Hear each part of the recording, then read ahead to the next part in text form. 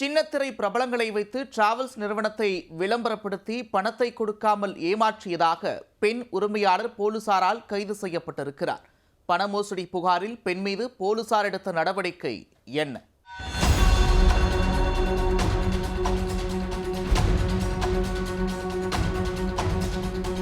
சென்னை வடபழனியைச் சேர்ந்த விஜயகுமார் தனியார் நிறுவனங்களை விளம்பரப்படுத்தும் நிறுவனம் நடத்தி வருகிறார். அவரை டிராவல்ஸ் நிறுவனம் நடத்தி வரும் ரத்தன்யா என்பவர் சந்தித்துள்ளார்.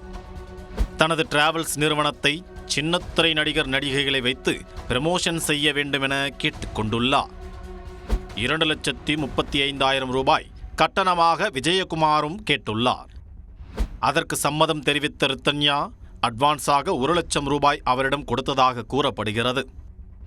வேலை முடிந்ததும் 1,35,000 கொடுத்து விடுவதாக ரத்தன்யா கூறியுள்ளார்.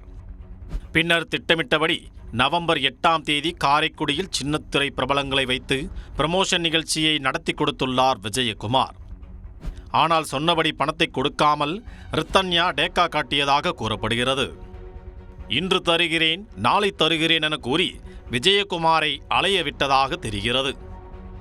இதனால் மனவிரக்தி அடைந்த விஜயகுமார் பாக்கி பணத்தை கேட்டு தொடர் அழுத்தமும் கொடுத்துள்ளார். அதற்கு பணம் தர முடியாது என கூறிய ரத்தன்யா விஜயகுமாருக்கு மிரட்டல் விடுத்ததாகவும் கூறப்படுகிறது.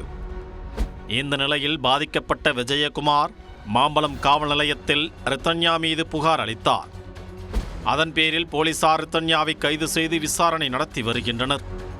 விசாரணையின் முடிவிலேயே பண மோசடி புகாரின் பின்னணி குறித்து தெரிய வரும் என போலீசார் கூறுகின்றனர்.